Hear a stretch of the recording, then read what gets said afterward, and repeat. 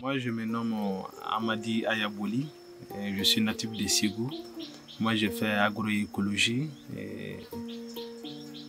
dans la commune de Pelengana.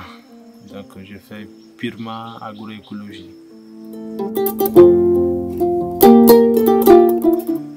J'ai choisi de faire l'agriculture bio, qui est agroécologie, parce que l'avantage est que ça permet de stabiliser la santé des consommateurs, parce que nous sommes des producteurs, vu que la production c'est pas facile avec l'agroécologie, mais le premier avantage, ça c'est au niveau de la santé, et le deuxième avantage, ça c'est le respect au niveau de l'environnement, et aussi économiquement c'est plus avantageux par rapport aux autres cultures. L'avantage de réunir les acteurs du bio, de l'agroécologie, pour moi ça permet, comme je viens de dire tout de suite, de promouvoir et de pousser aussi les autres producteurs qui font pas de l'agroécologie, qui font pas du bio, de pouvoir les pousser à venir dans l'activité agroécologie. Et pour moi, ça permet aussi de créer une cohésion productive entre les producteurs et de mettre en place une situation cohésionnelle. Ce qui me pousse à faire l'agriculture biologique, premièrement, ça permet de pouvoir conserver la santé des consommateurs.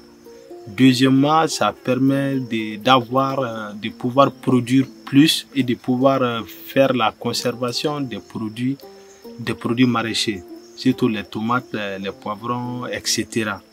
Et de pouvoir donner beaucoup de satisfaction aux consommateurs et aux clients aussi. L'avantage pour moi de faire la production du bio, c'est pour stabiliser la santé des consommateurs. Parce que quand on parle de production bio, il y a absence totale, je dirais, des produits chimiques, des engrais chimiques, tout ce qui nuit à la santé au niveau de la consommation des produits paysans. Ça permet de conserver la santé des consommateurs et des producteurs aussi. Et deuxièmement, ça permet aussi de donner de la propriété saine au niveau de l'environnement.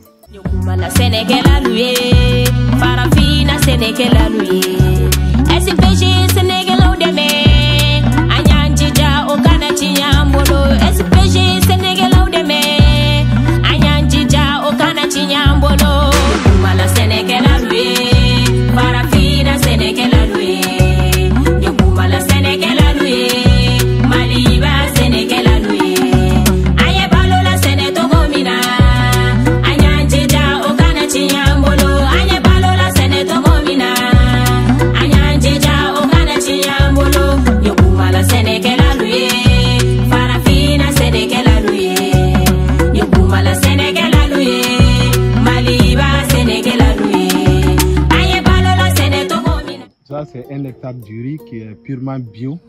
Ni malo mu engrais tala fusitala ni chebo ani mishibo drone bala ne reka ndoko glane odibi malo na personal fusi wala tala. Amalo bi watim na 600 abi kalo flala bo abi kono na abi ka wolo 600. Bon comme aya série kono de ancien doni a série kono chama tala. Mais 600 maintenant alhamdulillah la fiara. Atoy kalo kele nyoko La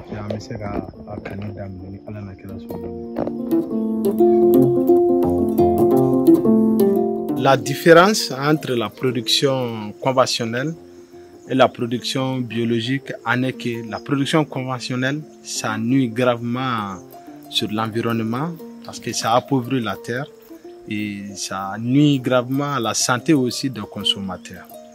Ce qui concerne la production biologique, en est que ça conserve la texture de la terre, l'environnement. Quand je parle de l'environnement, il y a l'eau, il y a les arbres aussi et il y a la terre. Et ça permet aussi de conserver la santé et de promouvoir la santé des consommateurs aussi. Et de pouvoir bien stabiliser l'économie aussi des producteurs. Et l'agriculture biologique aussi, c'est moins coûté les dépenses avec les intrants. La difficulté que nous constatons ici au niveau de l'agriculture biologique, c'est les insectes. Les insectes, les nuisibles et les ravageurs qui sont pas faciles à lutter. Vraiment, ce sont ces problèmes-là qui sont très difficiles pour nous actuellement. Et de trouver aussi, de pouvoir faire du compost aussi avec les bouts de vaches. La première méthode pour faire la culture du bio, c'est de pouvoir créer les semences bio.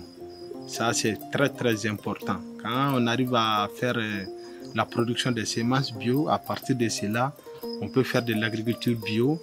Et vu avec les intrants, de pouvoir faire du compost, comme on a eu certaines formations, de pouvoir faire du compost chez soi. Donc, pour moi, c'est l'essentiel. Les consommateurs devraient choisir les produits bio. Pour moi, d'abord, à chaque fois je dis, ça permet de conserver la santé. Vu que la santé des Maliens maintenant, c'est pas facile. Il y a beaucoup de sortes de maladies et ce genre de maladies, ils ne sont reliés à la consommation des produits qui sont issus de la production conventionnelle. Donc deuxièmement, économiquement, c'est très important pour les consommateurs, pour les clientes qui sont au marché, qui prennent nos produits.